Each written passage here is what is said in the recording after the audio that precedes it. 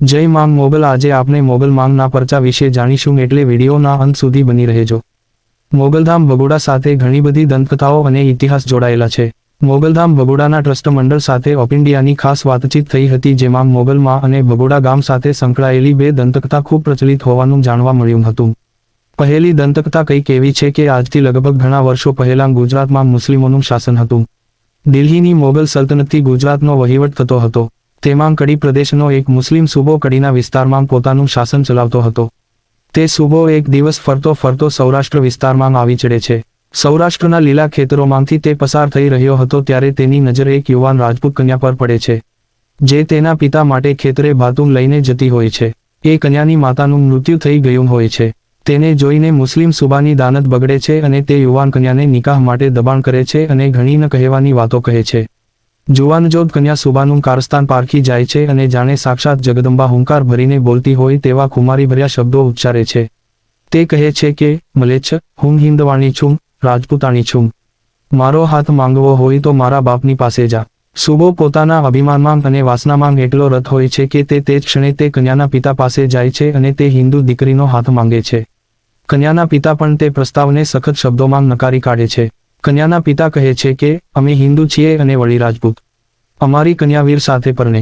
આ કાઠિયાવાડ છે, કંઈક કેટલાય પાળિયા ઊભા છે, હું પાળિયો થઈ જઈશ તો તેમાં સંકોચ નથી, પરંતુ મારી દીકરીને કોઈ મલેચ્છ સાથે તો ક્યારેય નહીં પરણાવું। સૂબો આવી વાત સાંભળીને ઉશ્કેરાઈ જાય છે અને એ એકલા રાજપૂતને યુદ્ધ માટેની તૈયારી કરવાનું કહીને જતો રહે છે।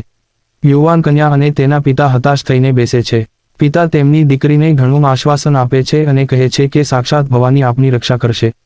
ત્યારે દીકરીને યાદ આવે છે કે જ્યારે તેની માતા જીવતી હતી ત્યારે દ્વારકા તરફ એક દીવો પ્રગટાવીને હંમેશા કહેતી કે, હે આઈમાં અમારી ખુમારી અને વંશ વારસાના રખોપા, રક્ષણ કરજે। તે યુવાન કન્યા તેના પિતાને કહે છે કે જ્યારે માં જીવતી હતી ત્યારે દ્વારકા તરફ દીવો પ્રગટાવીને કોઈ દેવીને પ્રાર્થના કરતી। દીકરી કહે છે, બાપુ, હું પણ એ જ દેવીનું આહ્વાન કરીશ, એ દેવી આપની રક્ષા કરશે। આટલું કહી દીકરી દીવો પ્રગટાવીને ચોધાર આંસુએ રડી પડે છે। બોલવું ઘણું હોય છે પણ તે યુવાન કન્યા બોલી શકતી નથી। બસ મુખમાંથી એટલા શબ્દો નીકળે છે કે, હે માં, મારી આબરૂ હવે તારા હાથમાં છે। તારે તોય તું અને માં મારે તોય તું। આટલું કહી દીકરી રડતી રડતી સૂઈ જાય છે। બીજા દિવસે જાણે ચંડમુંડને મારવા માટે સાક્ષાત ચામુંડા ઉતરી આવી હોય તેમ દ્વારકાની એક દેવી કડી વિસ્તાર સામે ડગમંડે છે। દેવીનું સ્વરૂપ વિકરાળ છે। એક હાથમાં ખુલ્લી તલવાર અને બીજા હાથમાં જીવતી નાગણ લઈને દેવી જાણે રાક્ષસોનો સંહાર કરવા ઉતરી આવી હોય તે રીતે કડીના સૂબાની ડેલીએ આવી પહોંચે છે। કડીનો મુસ્લિમ સૂબો સૂતો હોય છે। દેવી મહેલમાં પ્રવેશ કરીને સીધા અંદર પ્રવેશે છે। સૂતેલા સૂબાની છાતી પર પગ મૂકી માતાજી કહે છે કે, મલેચ્છ, તારી હિંમત કેમ થઈ મારી દીકરી સામે નજર માંડવાની? સૂબો કંઈ બોલી શકતો નથી। સૂબો કહે છે, કૌન હો તું? ત્યારે દેવી તેનું વિકરાળ સ્વરૂપ ધારણ કરે છે। આંખમાંથી જાણે લોહી ટપકતું હોય તેવું વિકરાળ સ્વરૂપ। સૂબો કંઈ બોલી શકતો નથી અને માફી અમ્મા, માફી અમ્મા કરતો કરતો દોડવા લાગે છે। આગળ આગળ સૂબો દોડી જાય છે અને તેની પાછળ સાક્ષાત જગદંબા ચાલ્યા જાય છે। સૂબો ભટકતો ભટકતો તળાજા પાસેના આહીરોના નેસડામાં આવી પહોંચે છે। નેસડામાં પહોંચીને તે ધ્રુજતો ધ્રુજતો મદદની વિનંતી કરે છે। આહીરોની એક ટેક હોય છે કે કોઈ પણ વ્યક્તિ આશરો માંગે તો તેને પોતાનો જીવ આપીને પણ આશરો આપવો। આશરાધર્મને લીધે આહીરો તે સૂબાને નેસડામાં છુપાવે છે અને ઘરને તાળા લગાવી દે છે। કોપાયમાન થયેલા દેવી તે ગામમાં આવી પહોંચે છે। દેવી આહીરોને હાંકલ કરે છે કે, મારા ચોરને જ્યાં પણ છુપાવ્યો છે તેને મારી નજર સામે હાજર કરો। આહીરો માતાજીની વાત માનતા નથી અને મુકબધિર થઈ બંને હાથ જોડીને કહે છે કે, હે આઈ, અમે આહીર છી, અમે શરણે આવેલાને મરવા દઈએ તો અમારો આશરોધર્મ લાજે માં। કૃપા કરો અમારા પર। કોપાયમાન ભગવતી નેસડામાં નજર માંડે છે અને બધા ઘરના તાળાઓ તૂટવા લાગે છે। સૂબો ડરનો માર્યો દોડતો આવીને ભગવતીના શરણમાં પડે છે। માફી અમ્મા જેવા વિનંતીભર્યા ઉદ્ગાર સાથે રડવા લાગે છે। આહીરો પણ માં જગદંબાના શરણમાં પડી જાય છે અને વિનંતી કરે છે કે, હે ભગવતી, તું તો દયાળી છે માં, દયા કર। અમારા આશરાધર્મની લાજ રાખ માં। જગદંબાની વારંવાર આજીજી કરવાથી માતાજીનો કોપ શાંત પડે છે અને સૂબાને જીવતો મૂકે છે।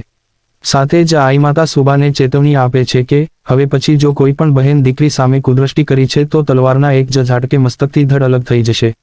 સૂબો ડરના માર્યો વારંવાર એક જ શબ્દો ઉચ્ચારી ત્યાંથી દોડવા માંડે છે। ત્યારબાદ નેસડાના આહીરો માતાજીની ક્ષમા માંગી પૂજા કરે છે। માતાજી કહે છે કે, આ ભાગેડુ સૂબો ભાગતો ભાગતો અહીં સુધી પહોંચ્યો એટલે આજથી આ ગામનું નામ બગોડા રાખજો અને હે આહીરો, તમે ઘરને તાળા લગાવી પાપના ભાગીદાર બન્યા એટલે આજ પછી ક્યારેય આ ગામમાં તાળા નહીં લાગે। તમે તમારો આશરાધર્મ નિભાવ્યો એટલે આજથી હું ભગોડા ગામના પાદરે મારા બેસના કરું છું. જ્યારે તમારા પર સંકટ આવશે અને તમે મારું નામ મુખમાંથી ઉચ્ચારશો ત્યારે હું તમારી તમામ મનોકામના પૂર્ણ કરીશ. આજથી હું ભગોડાવાળી મોગલ તરીકે ઓળખાઈશ. આટલું કહીને દેવી એકાએક અદૃશ્ય થઈ ગયા અને માતાજીના પ્રસાદ સ્વરૂપે એક ફળું ત્યાં મૂકતા ગયા. ત્યારથી આહીરોએ એક જર્જરિત ઓરડામાં મોગલ માતાના ફળાની સ્થાપના કરી અને એ જર્જરિત ઓરડામાંથી આજે ત્યાં એક ભવ્ય મંદિર બન્યું છે, જેને લોકો મોગલધામ ભગોડા તરીકે ઓળખે છે. અન્ય એક કથા. મોગલધામ ભગોડા સાથે અન્ય એક ઇતિહાસ પણ છે, જેમાં જણાવાયું છે કે 500 વર્ષ પહેલાં ભગોડા વિસ્તારમાં દુષ્કાળ પડવાથી આહીરો સ્થળાંતર કરી જૂનાગઢ જાય છે. આહીરોની સાથે એક વૃદ્ધ માતા પણ સ્થળાંતર કરે છે.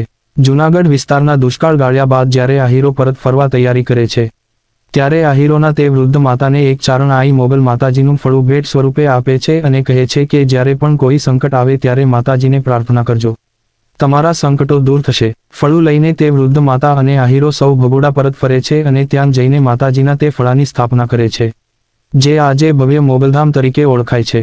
આ સિવાય પણ મોગલધામ ભગોડા સાથે અનેક ઇતિહાસ અને દંતકથાઓ સંકળાયેલી છે. ચારણી સાહિત્યમાં આવી અનેક કથાઓનો ઉલ્લેખ મળે છે. એ ઘણી કથાઓ આજે લેખિત સ્વરૂપે પણ જોવા મળે છે.